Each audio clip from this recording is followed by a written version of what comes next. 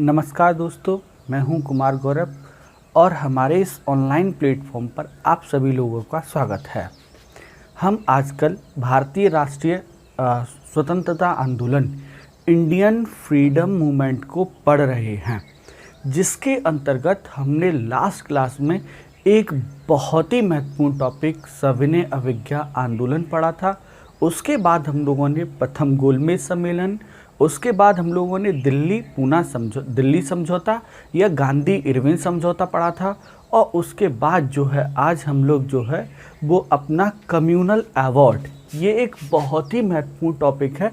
Communal award, इसे हिंदी में सांप्रदायिक पंचाट कहा जाता है। एक बहुत ही महत्वपूर्ण टॉपिक है सांप्रदायिक पंचाट या कम्युनल अवार्ड।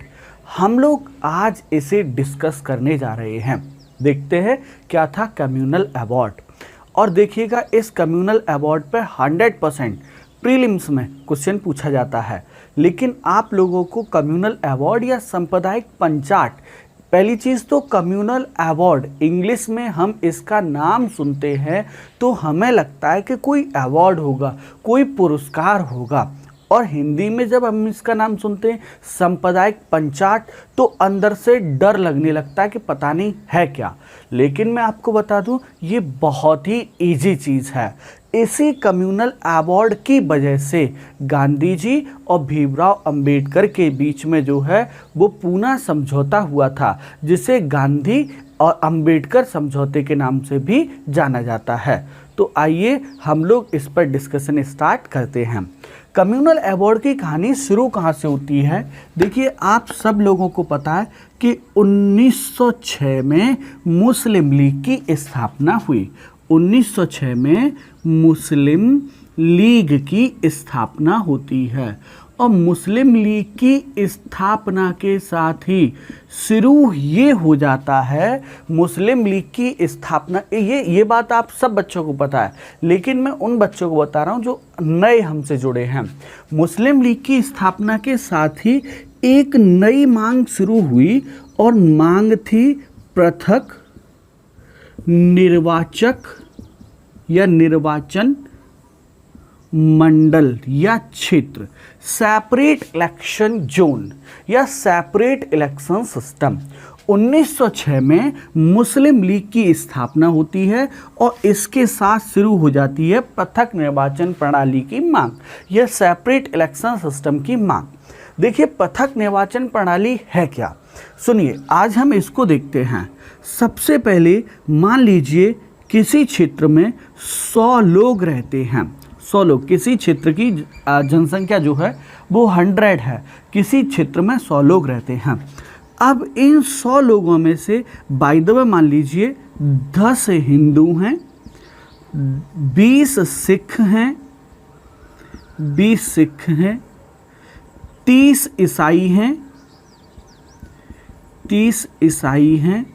10 और 20, 30 और 30 कितना हो गया? 60। बचे हुए 40 मुस्लिम हैं। तो अब सेपरेट इलेक्शन सिस्टम यानी पृथक निर्वाचन प्रणाली में ये होगा कि इस क्षेत्र से जिसमें सबसे ज़्यादा मुस्लिमों की संख्या है, अब यहाँ से केंद्रीय विधान मंडल या विधान परिषद, केंद्रीय विधान परिषद, सेंट्रल लेजिस्लेचर और प्रांतीय विधानमंडल यानी स्टेट लेजिस्लेचर, प्रांतीय विधान मंडल में जो चुनाव होगा उसमें, दोबारा सुनिएगा, मान लीजिए किसी क्षेत्र की जनसंख्या 100 लोग, इसमें से 10 हिंदू हैं, 20 सिख हैं, 30 ईसाई हैं और 40 मुस्लिम हैं। बेटा, तो अब पृथक निर्वाचन प्रणाली के अंतर्गत ये होगा, क्योंकि इस क्षेत्र में मुस्लिमों की संख्या सबसे ज़्यादा है, इसलिए यहाँ से जब सेंट्रल लेजिस्लेचर, केंद्रीय विधान परिषद या प्रांतीय विधान परिषद का जब चुनाव होगा तो यहाँ से खड़ा होने वाला कोई सदस्य मुस्लिम ही होगा और इसको बेटा मुस्लिम ही वोट देंगे। यानी ये लोग इस इलेक्शन में भाग नहीं लेंगे। इसे सेपरेट इलेक्शन सिस्टम कहा जाता है। सेपरेट इलेक्शन सिस्टम बहुत ही इजी है, बहुत ही आसान है। सेपरेट इलेक्शन सिस्टम के अंतर्गत यह होता है कि जिस धर्म का व्यक्ति, जिस जाति का व्यक्ति चुनाव में खड़ा हुआ है उसी धर्म या जाति के लोग उसे वोट देते हैं। भगवान के आशीर्वाद से अगर आप कभी इंटरव्यू देने जाते हैं और आपसे पूछा जाता है कि सेपरेट इलेक्शन सिस्टम, पृथक निर्वाचन प्रणाली क्या होती है, तो इसके अंतर्गत जिस धर्म या जाति का व्यक्ति चुनाव में खड़ा है उसी धर्म या जाति के लोग उसको वोट देते हैं। उसके अलावा अन्य धर्म या जाति के लोग वोट नहीं देते हैं। जिस तरह हमने अभी समझा कि किसी क्षेत्र की जनसंख्या 100 है, 100 लोग उस क्षेत्र में रहते हैं, 10 हिंदू हैं, 20 सिख हैं, 30 ईसाई हैं, 40 मुस्लिम हैं। तो जो इस क्षेत्र से जब केंद्रीय विधान परिषद या प्रांतीय विधानमंडल का चुनाव होगा तो जो सदस्य यहाँ से खड़ा होगा केंद्रीय विधान परिषद या प्रांतीय विधानमंडल के लिए, तो बेटा वो मुस्लिम ही होगा और उसे मुस्लिम ही वोट देंगे। आशा करता हूँ आप ये समझ गए होंगे। सुनिए, 1906 में मुस्लिम लीग की स्थापना होती है और मुस्लिम लीग की स्थापना के साथ ही ये शुरू हो जाता है कि भैया हमारा जो रिप्रेजेंटेशन है, हमारा जो प्रतिनिधित्व है, हमारी जो संख्या है, कहाँ, केंद्रीय विधान परिषद में और प्रांतीय विधानमंडल में या प्रांतीय विधान परिषद में, वो बहुत कम है। हम चाहते हैं इस संख्या को इंक्रीज किया जाए, हम चाहते हैं इस संख्या को बढ़ाया जाए। और वो संख्या बढ़ाने के लिए कौन सा तरीका अपनाया जाए बेटा? पृथक निर्वाचन प्रणाली, सेपरेट इलेक्शन सिस्टम को अपनाया जाए। इतनी बात आपके समझ में आ गई होगी। अंग्रेज सरकार ने क्या किया कि साहब मुस्लिमों को खुश करने के लिए, हिंदू और मुस्लिमों को अलग अलग करने के लिए बेटा 1905 में जब बंगाल विभाजन हुआ था तब इस देश की राष्ट्रीय एकता चरम पर थी। न कोई हिंदू था, न कोई मुस्लिम था, सिर्फ भारतीय थे और अंग्रेजों से आज़ादी के लिए लड़ाई लड़ रहे थे। लेकिन मुस्लिम लीग की स्थापना के बाद जैसे ही सेपरेट इलेक्शन की मांग हुई, उसके बाद ये दरार इतनी बढ़ती गई कि एक अलग देश, हिंदुस्तान के 2 टुकड़े हो गए। एक हमारा मुल्क है और एक हमारा पड़ोसी मुल्क है। तो हम लोग डिस्कशन कर रहे थे कि 1906 में मुस्लिम लीग की स्थापना के साथ ही ये मांग प्रारंभ हो जाती है कि उन्हें केंद्रीय विधान परिषद और प्रांतीय विधान परिषद में क्या है, उनकी संख्या को बढ़ाया जाए। और संख्या बढ़ाने के लिए क्या किया जाए? पृथक निर्वाचन प्रणाली को अपनाया जाए, सेपरेट इलेक्शन सिस्टम को अपनाया जाए। अच्छा, जब उन्होंने ऐसी मांग की तो आप सब बालक जानते हैं कि 1909 में इंडियन काउंसिल एक्ट, भारत परिषद अधिनियम 1909 आया, जिसे हम लोग क्या कहते हैं बेटा? जिसे हम लोग जो है मॉर्ले मिंटो रिफॉर्म भी कहते हैं, जिसे हम लोग मॉर्ले मिंटो रिफॉर्म भी कहते हैं। 1909 के इस कानून के द्वारा या मॉर्ले मिंटो रिफॉर्म के द्वारा मुस्लिमों को ये व्यवस्था दे दी गई, मुस्लिमों को ये व्यवस्था दे दी गई 1909 में। अब आता है बेटा 1919 यानी 1919, और 1919 में भी क्या आया? एक कानून आया जिसे हम लोग कहते हैं भारत परिषद अधिनियम, इंडियन काउंसिल एक्ट 1919, और इसे मॉन्टेग्यू चेम्सफोर्ड रिफॉर्म भी कहा जाता है। इसे मॉन्टेग्यू चेम्सफोर्ड सुधार भी कहा जाता है। इस एक्ट के द्वारा क्या किया गया भैया? इस एक्ट के द्वारा सिखों को, इस एक्ट के द्वारा ईसाइयों को, इस एक्ट के द्वारा यूरोपियों को, यूरोपियों को, इन सब को जो है, सिखों को, ईसाइयों को, यूरोपियन को, इसके साथ साथ जो है आंग्ल भारतीय समुदाय को, इन सबको क्या किया गया, सेपरेट इलेक्शन जोन या सेपरेट इलेक्शन सिस्टम जो है वो दे दिया गया। 1909 में सिर्फ मुस्लिमों को सेपरेट इलेक्शन सिस्टम दिया गया था, लेकिन 1919 में सिखों को, ईसाइयों को, यूरोपियंस को, इनको भी हमारे देश में सेपरेट इलेक्शन सिस्टम दे दिया गया। अंग्रेज़ क्या कर रहे थे, हमारी सोसाइटी का विभाजन कर रहे थे। पहले उन्होंने हमारे देश में पहले सिर्फ निर्वाचन होता था, सब लोग जाते थे, कोई भी खड़ा होता था, सभी धर्म के लोग वोट देते थे। लेकिन अब क्या निश्चित कर दिया गया कि जो एरिया मुस्लिमों का है वहाँ से मुस्लिम खड़ा होगा, मुस्लिम ही वोट देंगे। जो एरिया सिखों का है वहाँ से सिख ही खड़ा होगा, सिख ही वोट देंगे। जो एरिया ईसाइयों का है ईसाई ही खड़े होंगे और ईसाई ही वोट देंगे। तो इस तरह से अंग्रेज हमारी सोसाइटी में क्या कर रहे थे, अंग्रेज जो है हमारी सोसाइटी में डाइवर्जन यानी भिन्नता प्रकट करने का प्रयास कर रहे थे।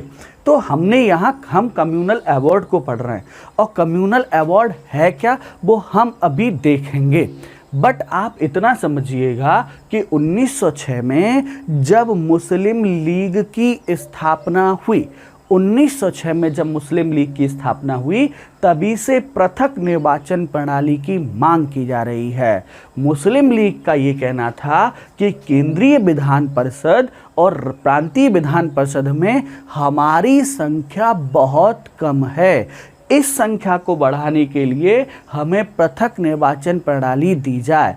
पृथक निर्वाचन प्रणाली के अंतर्गत जिस क्षेत्र से जिस संप्रदाय की संख्या ज़्यादा होगी, उस संप्रदाय का व्यक्ति चुनाव में खड़ा होगा और उसी संप्रदाय का व्यक्ति वोट देगा, ये व्यवस्था होती थी। इसके लिए बेटा ऐसा जब उन्होंने मुस्लिम लीग ने मांग की, तो अंग्रेज सरकार ने 1909 में मॉन्टेग्यू मॉर्ले मिंटो रिफॉर्म के द्वारा ये उन्होंने मुस्लिमों को प्रदान किया।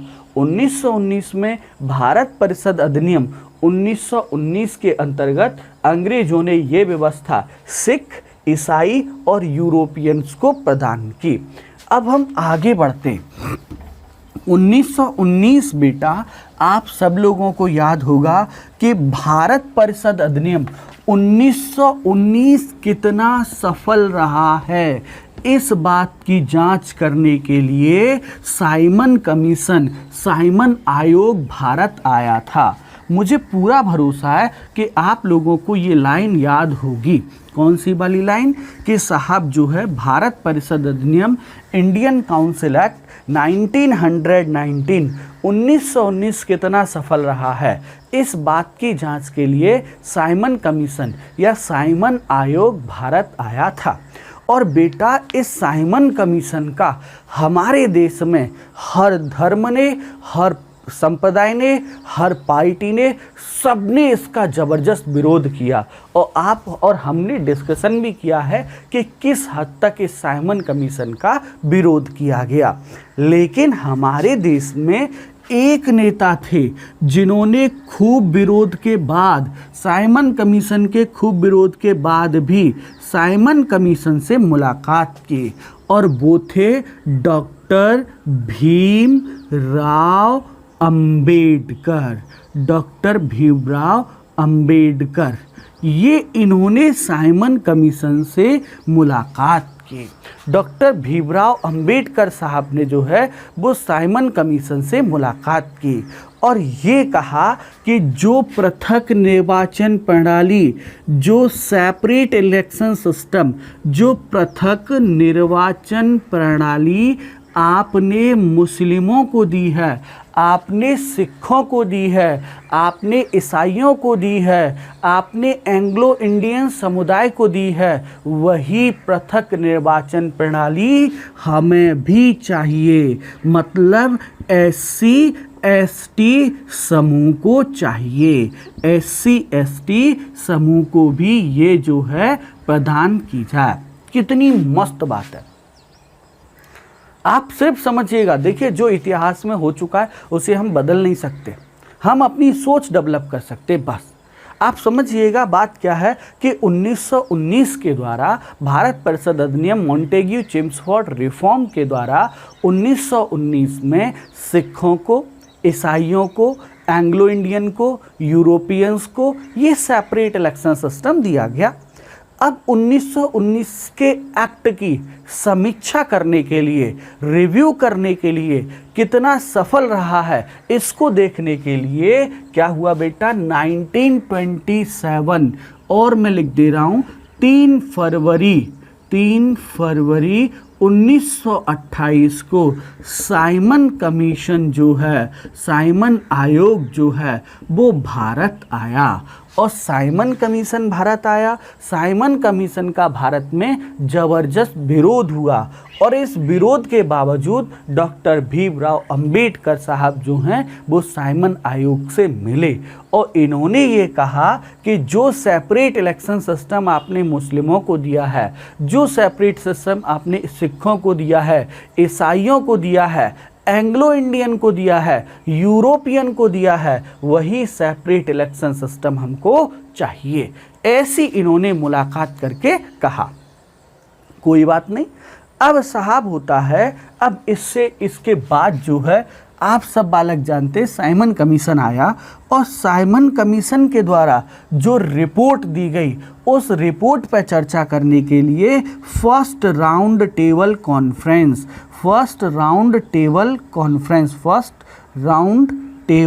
कॉन्फ्रेंस यानी प्रथम गोलमेज सम्मेलन होता है।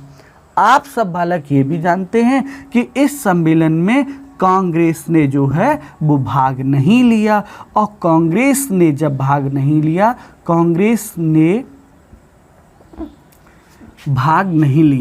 और जब कांग्रेस ने भाग नहीं लिया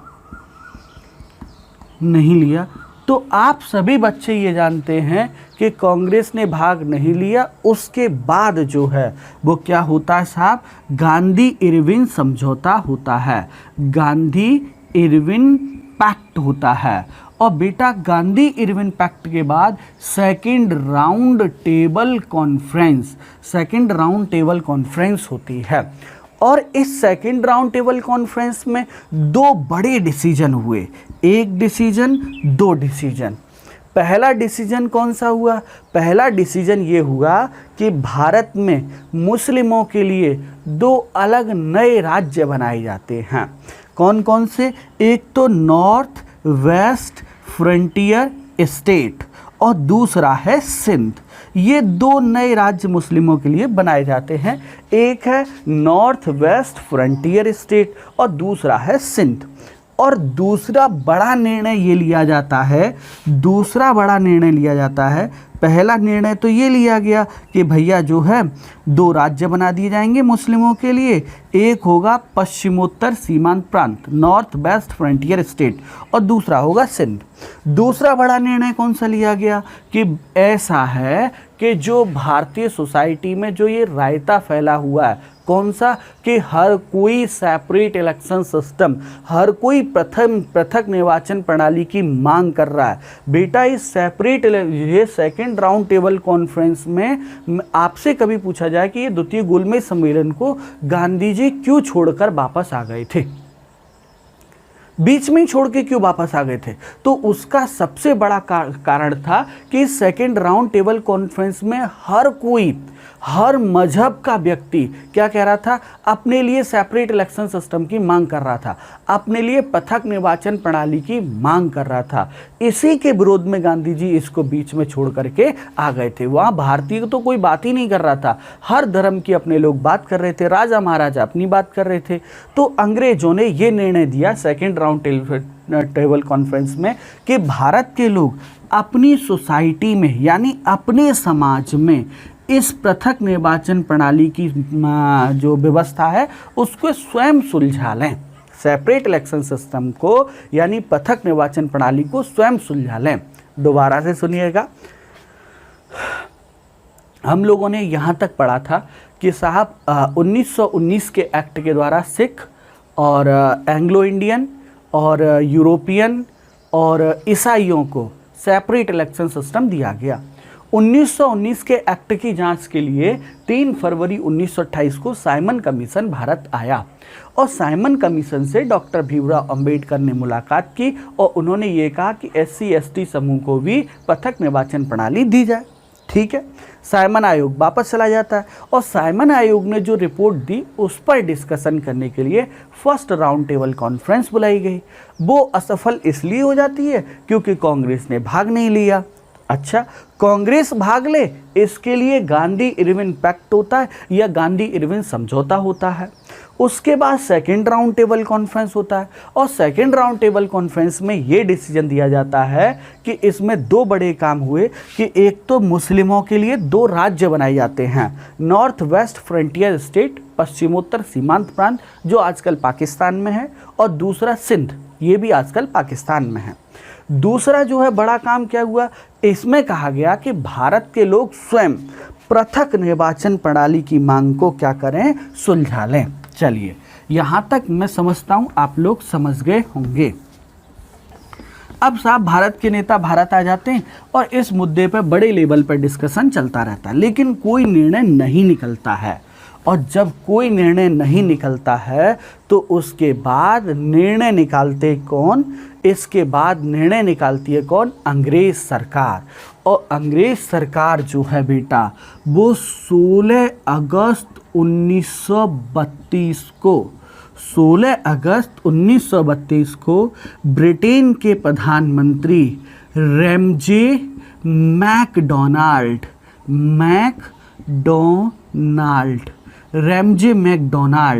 ब्रिटेन की संसद में, ब्रिटेन की पार्लियामेंट में क्या करते हैं, एक बिल या एक प्रस्ताव पढ़ते हैं, एक बिल या एक प्रस्ताव पढ़ते हैं। इसी बिल या प्रस्ताव को कम्युनल अवार्ड कहा जाता है। कम्युनल अवार्ड कहा जाता है। जब भारतीयों से कह दिया गया सेकेंड राउंड टेबल कॉन्फ्रेंस में कि भैया आप ही इस मुद्दे को सुलझा लो, तो भारत के लोग कुछ कर नहीं पाए।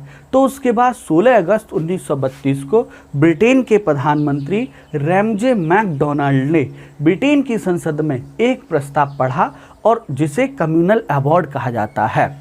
और इस कम्युनल अवार्ड के अंतर्गत 2 व्यवस्थाएं की गई, पहला पॉइंट और दूसरा पॉइंट। पहली व्यवस्था क्या की गई, पहली व्यवस्था बेटा ये की गई, घोषणा की गई। क्या घोषणा की गई कि हम ना अब जो है, जो सेंट्रल लेजिस्लेचर है यानी जो केंद्रीय विधान मंडल है और जो प्रांतीय विधानमंडल है, प्रांतीय विधानमंडल को बेटा हम लोग स्टेट लेजिस्लेचर कह सकते हैं। इन दोनों में जो सदस्यों की संख्या है उसे डबल यानी 2 गुना किया जाएगा। दोबारा से सुनिएगा, कम्युनल अवार्ड क्या था, तो अगर आपसे कभी पूछा जाए कि बेटा कम्युनल अवार्ड क्या था, तो ऐसे ही बताइएगा कि sir second round table conference में अंग्रेज सरकार ने भारतीयों से ये कहा कि जो पृथक निर्वाचन प्रणाली आपकी सोसाइटी में चल रही है इसे स्वयं ही बैठ के सुलझा लीजिए। जब भारतीय नेता किसी डिसीजन पर नहीं पहुंचे तो 16 अगस्त 1932 को ब्रिटेन के प्रधानमंत्री रैमजे मैकडोनाल्ड ने ब्रिटेन की संसद में एक प्रस्ताव पढ़ा जिसे कम्युनल अवार्ड कहा जाता है। इस कम्युनल अवार्ड के द्वारा केंद्रीय विधानमंडल और प्रांतीय विधानमंडल में सदस्यों की संख्या को 2 गुना कर दिया गया।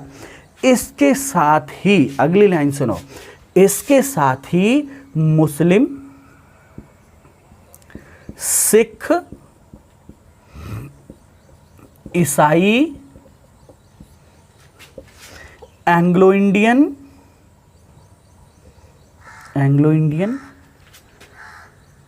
SC और ST समूह को सेपरेट इलेक्शन सिस्टम यानी पृथक निर्वाचन प्रणाली प्रदान कर दी गई।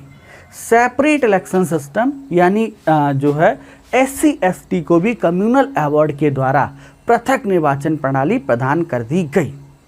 ये बात भारत में पता चली, और भारत में पता चली तो भीमराव अंबेडकर साहब बहुत खुश थे कि चलिए हमारी मांग को मान लिया गया। लेकिन इस बात पर हमारे राष्ट्रपिता गांधी बहुत दुखी हुए। उनका ये मानना था चलिए मुस्लिम हैं ये एक अलग संप्रदाय है, सिख है अलग संप्रदाय है, ईसाई है अलग संप्रदाय है, लेकिन SC ST कोई अलग धर्म नहीं है, हम सब हिंदू भाई बहन हैं। ये कम्युनल अबॉर्ड मैं भारत में लागू होने नहीं दूंगा। जब उन्होंने, और गांधी उस समय पुणे की यरमदा जेल में बंद थे, पुणे की यरमदा जेल में बंद थे, और इसी के विरोध में 20 सितंबर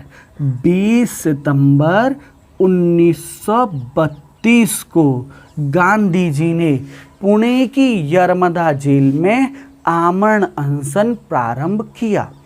इस कम्युनल अबॉर्ड को, इस पृथक निर्वाचन प्रणाली को कम्युनल अबॉर्ड के अंतर्गत SC ST को पृथक निर्वाचन प्रणाली देकर अंग्रेज सरकार हमारे देश की सोसाइटी में और बहुत बड़ी खाई पैदा करना चाहते थे।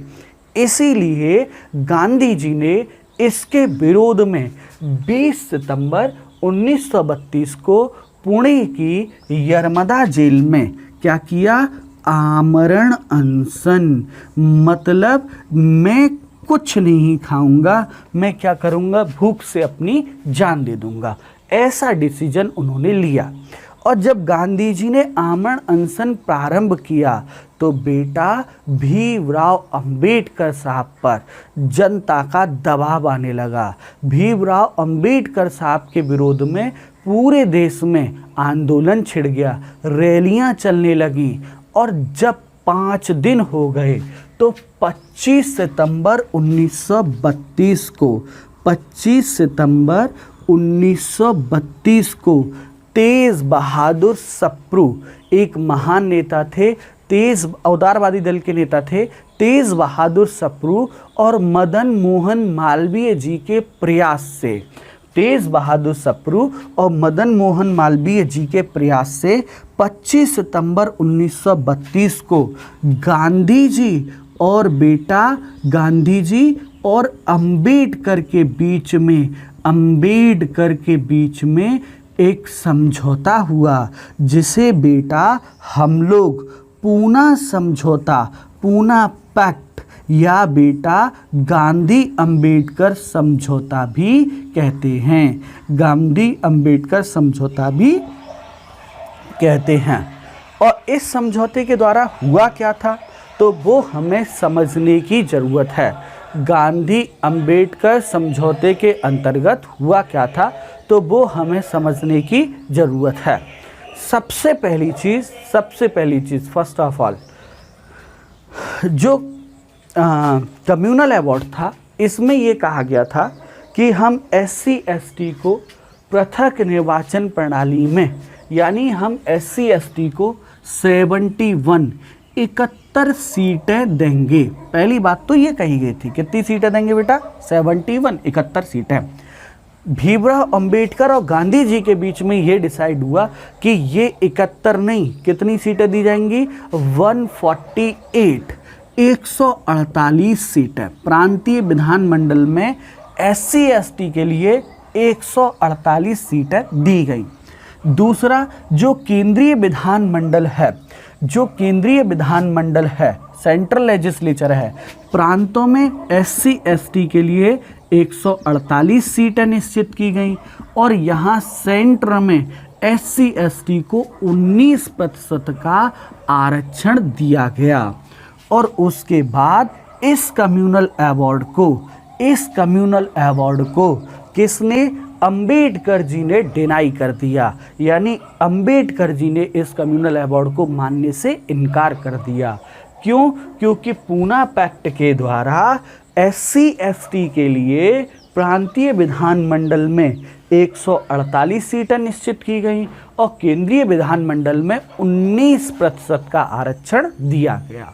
तो ये था कम्युनल अवार्ड और ये था पूना समझौता।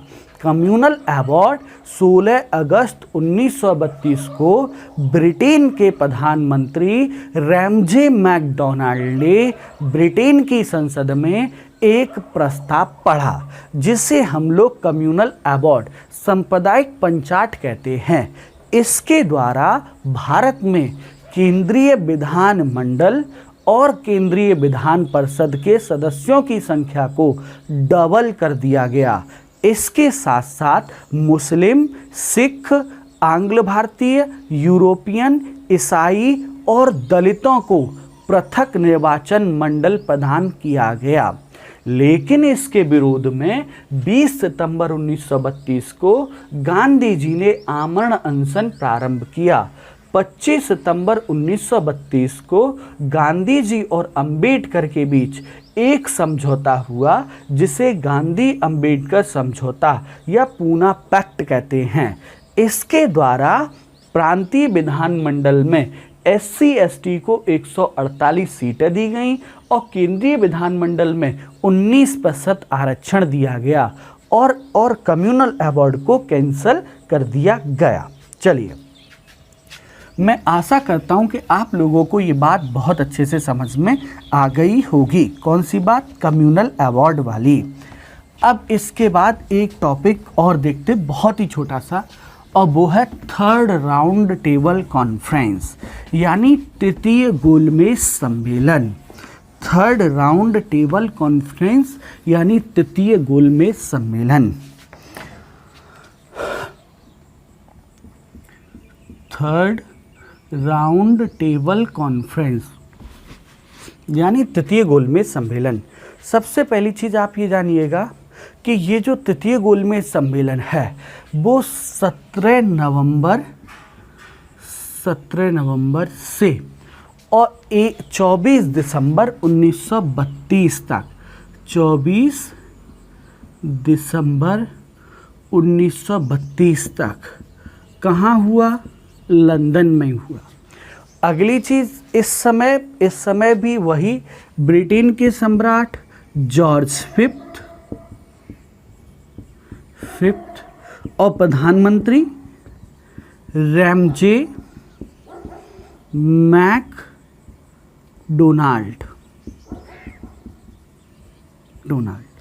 अच्छा, इसमें हमारे देश से कुल 46 मतलब 46 प्रतिनिधियों को बुलाया गया था। इसमें भारत की ओर से 46 प्रतिनिधियों को बुलाया गया था, जिनमें हम लोग देखते हैं बेटा उदारवादी दल से लिबरल उदारवादी दल की स्थापना सुरेंद्र नाथ बनर्जी ने 1919 में की थी। ठीक है, और ये वाला क्वेश्चन कई बार मैं आपसे पूछ भी चुका हूँ। और ये कांग्रेस से अलग बना था ये दल, ये कांग्रेस का द्वितीय विभाजन भी कहलाता है। 1919 में कांग्रेस का ये द्वितीय विभाजन भी कहलाता है। ज़्यादा जानकारी के लिए आप इंडियन नेशनल कांग्रेस वाला चैप्टर पढ़िएगा, आपको समझ आ जाएगा। सुनिए, उदारवादी दल के जो नेता थे वो थे तेज बहादुर सप्रू, ये एक। दूसरे नेता दलित से, दलित मतलब SC/ST से जो रिप्रेजेंटेटिव थे, SC और ST के जो रिप्रेजेंटेटिव थे वो थे आपके भीमराव अंबेडकर साहब। पहली चीज़ आप जान लीजिए, ये दोनों नेता ऐसे हैं जिन्होंने सभी गोलमेज सम्मेलन में भाग लिया। पहली बात तो आप लोग ये जान लीजिए, ठीक है। फिर उसके बाद महिला रिप्रेजेंटेटिव कौन थी? ये बहुत इंपॉर्टेंट क्वेश्चन है बेटा। सेकेंड राउंड टेबल कॉन्फ्रेंस में महिलाओं की जो रिप्रेजेंटेटिव थी वो थी सरोजनी नायडू, और थर्ड राउंड टेबल कॉन्फ्रेंस में जो भारतीय महिलाओं की रिप्रेजेंटेटिव थी उनका नाम था बेगम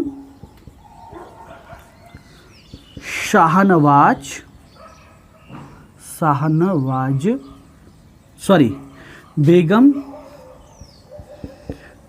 जहां आरा जहां आरा शाहनवाज,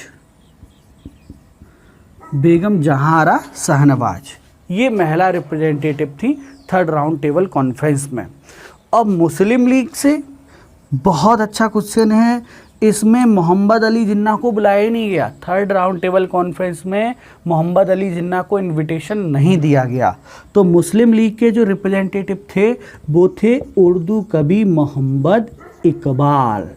मोहम्मद इकबाल साहब जो हैं वो इसमें रिप्रेजेंटेटिव थे। दोबारा सुनिएगा, थर्ड राउंड टेबल कॉन्फ्रेंस 17 नवंबर से 24 दिसंबर 1932 के बीच लंदन में हुआ। जॉर्ज फिफ्थ इसमें साहब सम्राट थे। रैमजे मैकडोनाल्ड जो हैं उस समय ब्रिटेन के प्रधानमंत्री थे। 46 भारतीयों ने इसमें भाग लिया, 46 ने, जिसमें उदारवादी दल की तरफ से थे तेज बहादुर सप्रू और SC ST समुदाय से थे भीमराव अंबेडकर साहब। और यही दोनों हैं जिन्होंने सभी गोलमेज सम्मेलन, मतलब तीनों गोलमेज सम्मेलन में भाग लिया। महिलाओं की जो रिप्रेजेंटेटिव थी वो थी बेगम जहां आरा शाहनवाज और मुस्लिमों के जो रिप्रेजेंटेटिव थे वो थे मोहम्मद इकबाल। बेटा मैं आपको यहाँ एक चीज़ और बताना चाहूँगा कि इस अधिवेशन में कांग्रेस ने भाग नहीं लिया था, वो दोबारा से अपने रूप में आ जाती है। और इसी सम्मेलन में जो डिस्कशन हुआ, जो बातचीत हुई, उसी के आधार पर ब्रिटेन सरकार ने भारत शासन अधिनियम 1935 पास कराया। इंडियन गवर्नमेंट एक्ट 1935 पास कराया। भारत शासन अधिनियम 1935, आप ये लाइन अच्छे से पढ़ लीजिए, समझ लीजिए, याद रख लीजिए कि थर्ड राउंड टेबल कॉन्फ्रेंस में जो डिस्कशन हुआ, जो बातचीत हुई, बस उसी के आधार पर ब्रिटेन सरकार ने क्या किया बेटा, ब्रिटेन सरकार ने जो है वो भारत शासन अधिनियम इंडियन गवर्नमेंट एक्ट 1935 जो है वो पास कराया। भारत शासन अधिनियम 1935 पास कराया। बस इसके साथ ही हम आज की अपनी क्लास यहीं समाप्त करते हैं। आशा करता हूं कि आप लोगों को सारी चीज़ें बहुत अच्छे से समझ में आई होंगी। आज के लिए इतना पर्याप्त है। आप इसे देखें, पढ़ें, लिखें और इस पर शानदार सा नोट्स बनाएं। Thank you so much.